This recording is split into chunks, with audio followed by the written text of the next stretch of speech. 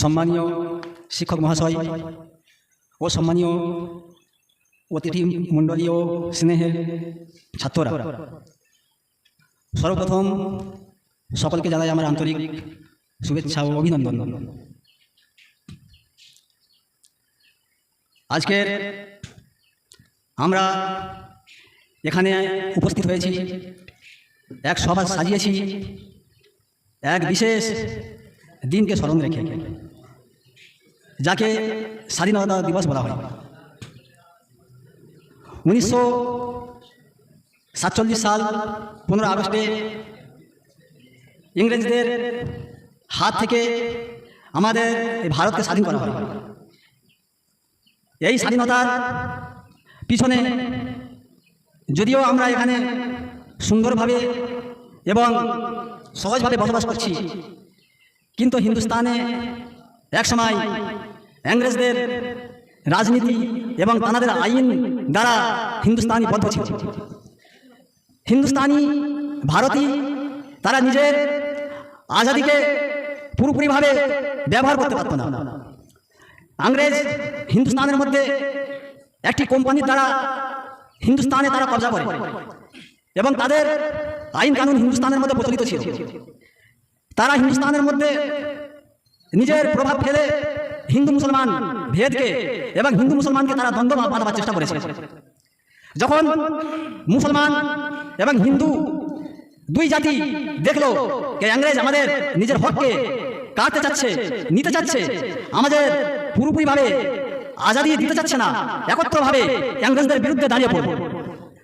ইংরেজদের বিরুদ্ধে দাঁড়িয়েছে। হিন্দুস্তান তো আজাদ হয়েছে 1947 সালে, কিন্তু 1799তেও হিন্দুস্তানের মধ্যে ইংরেজদের রব দাবদারা ছিল। টিপু সুলতান নামক বাদশাহ যতদিন দুনিয়ার মধ্যে তার বাদশাহ ছিল, কোনো ইংরেজদের হিন্দুস্তানের মধ্যে এসে কবজা করার কোনো সাহস হয়নি। টিপু সুলতানকে তার নিজের একটি গোলাম খাদেম সেই ধোঁকা দিয়ে টিপু সুলতানকে ইংরেজদের হাতে বন্দী করে দেন। টিপু সুলতানের শহীদের পর হিন্দুস্তানের মধ্যে ইংরেজদের গলবা এবং কবজা হতে শুরু হয়ে যায়। হিন্দুস্তানের মধ্যে কবজা করার পর নানা রকম ভাবে হিন্দু মুসলমানের হককে তারা টালার চেষ্টা করে। এই সমস্ত পেরেশানি এবং সমস্ত আজাদিকে খতম করার জন্য ইংরেজ তারা নানা রকম ভাবে প্রচেষ্টা চালায়। তারপর এই সমস্ত দেখে হিন্দু মুসলমান একত্রভাবে সেই ইংরেজদের বিরুদ্ধে দাঁড়িয়ে পড়ে এবং হিন্দুস্তানের মধ্যে তারা ইংরেজদের বিরুদ্ধে দাঁড়িয়ে একে অপরের মাঝে কাঁধ মিলিয়ে হাতে হাত মিলিয়ে একই লাইনে দাঁড়িয়ে সমস্ত ইংরেজদের হিন্দুস্তানের বাইরে তাদের যেতে বাধ্য করে দেয়। অবশেষে তারা হিন্দুস্তান ছাড়তে বাধ্য হলো এবং যে সমস্ত আমাদের এই আজাদিকে দান করেছে সেই সমস্ত বুজুর্গানের দিনের এবং সেই সমস্ত রক্ত বলিদানদের কোনোদিন হিন্দুস্তানি কোনোদিন ভুলতে পারবে না।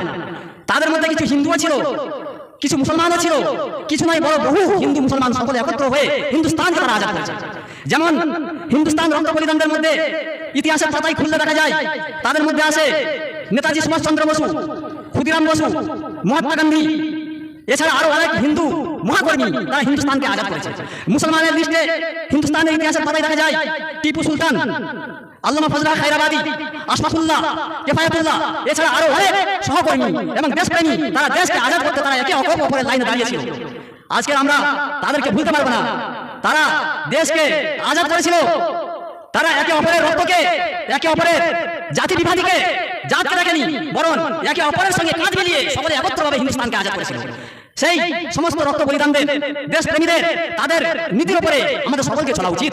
তারা যেমন একত্রভাবে হিন্দুস্তানকে আজাদ করেছিল, তেমনি আমরাও হিন্দু মুসলমান ভাই সকলে একত্রভাবে হিন্দুস্তানকে কিভাবে এর আগে উচ্চ মর্যাদার মধ্যে পৌঁছানো যায় সে আমাদের চেষ্টা করতে হবে। কোনো জাতি এবং জাতপাত বিভাগ ছাড়া আমাদের কি করে হিন্দুস্তানের সমস্ত পিছা এবং সমস্ত কমজোর দুর্বল মানুষ কি করে তারা মজবুত শক্তিশালী হতে পারে সে আমাদের চেষ্টা করতে হবে। যাই হোক, আমি সংক্ষিপ্ত আপনাদের সম্মুখে বক্তব্য দিলাম। আশা করছি এই বক্তব্য দ্বারাই আমরা নিজের হিন্দুস্তানের মধ্যে আজাদির সাথে সাথে একে অপরের সঙ্গে কাঁধে কাঁধ মিলিয়ে এবং জাতপাত ছাড়া আমরা হিন্দুস্তানের মধ্যে নিয়ম শৃঙ্খলাকে সামনে রেখে সুস্থভাবে যেন আমরা জীবন কাটাতে পারি। আসসালামু আলাইকুম।